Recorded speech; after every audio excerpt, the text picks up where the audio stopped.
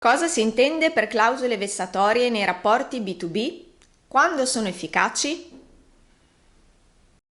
Nell'ambito della disciplina delle condizioni generali, il Codice civile individua alcune cosiddette clausole vessatorie, che non sono efficaci se non approvate espressamente per iscritto.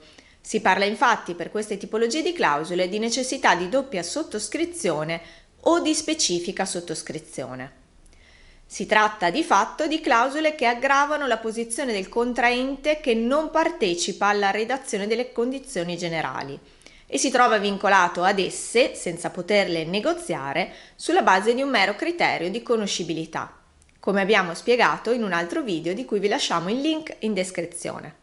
L'elenco delle clausole vessatorie è contenuto nell'articolo 1341 secondo comma del Codice civile ed è tassativo, nel senso che in tale elenco non possono essere incluse clausole ulteriori ancorché gravose per uno dei contraenti. Insomma, non tutte le clausole gravose, in quanto tali, sono vessatorie e richiedono la doppia sottoscrizione a pena di inefficacia.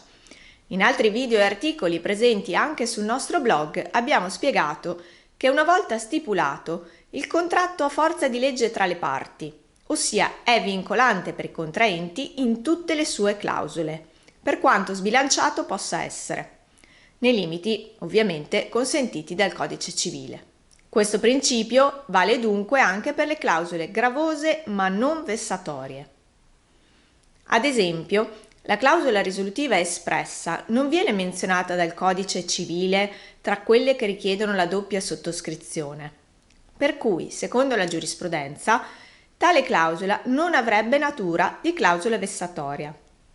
Pertanto, una parte, entrambe le parti, può o possono riservarsi il diritto di chiedere la risoluzione del contratto valutando in anticipo l'importanza di un particolare inadempimento, senza necessità di provare la doppia sottoscrizione della clausola in questione.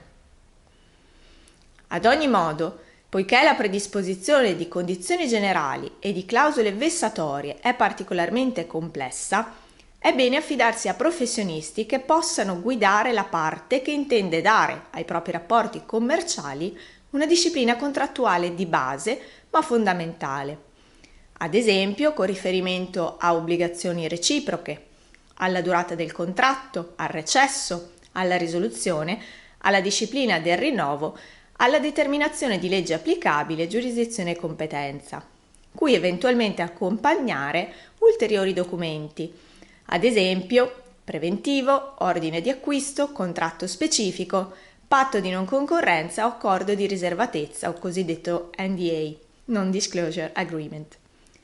Iscrivetevi al nostro canale YouTube, abbiamo un'intera sezione dedicata al diritto civile e commerciale. Per maggiori informazioni visitate il nostro sito e seguiteci sui social media.